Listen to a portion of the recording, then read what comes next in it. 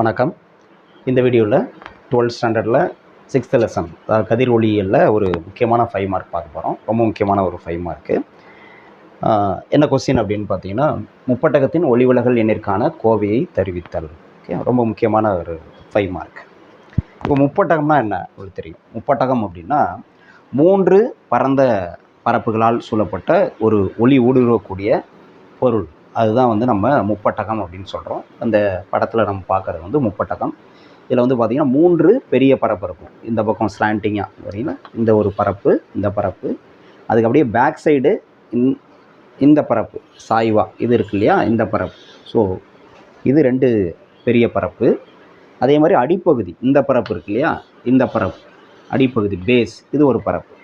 இதுதான் 3 பெரும் பரப்பினால் சூழப்பட்ட பகுதின்னு சொல்கிறோம். இந்த பரப்புலாம் நம்ம என்னது கணக்கில் எடுத்துக்கிறது. இந்த சைடில் இருக்கு இல்லையா, இந்த பரப்பு, இந்த பரப்பு, அதை நம்ம கணக்கில் எடுத்துக்கிறது இல்லை. அது சிறிய பரப்புகள். இப்போ இந்த 3 பெரும் பரப்புகள் இருக்கு இல்லையா, இந்த பரப்பு, இந்த பரப்பு, இந்த பரப்பு, இந்த 3 பரப்புகள் அதுதான் நம்ம சொல்கிறோம்.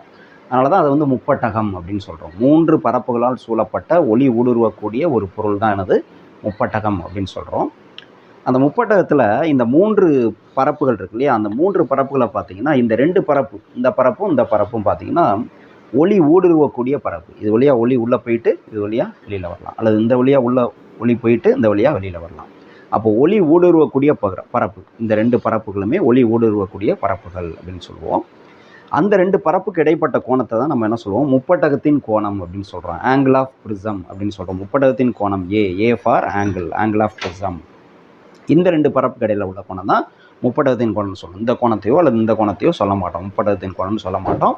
முப்பட்டகத்தின் கோணத்தில் 3 கோணங்கள் இருக்குது நம்மளுக்கு தெரியும். அதில் எந்த கோணத்தை முப்பட்டகத்தின் கோணம்னு சொல்கிறோம்னா, 2 ஒளி விலகக்கூடிய ஒளி விலகலை ஏற்படுத்தக்கூடிய 2 பரப்புகள் இருக்கு இல்லையா, பாலிஸ்டு சர்ஃபேஸ், பளபளப்பாக இருக்கும் அந்த 2 பரப்பு.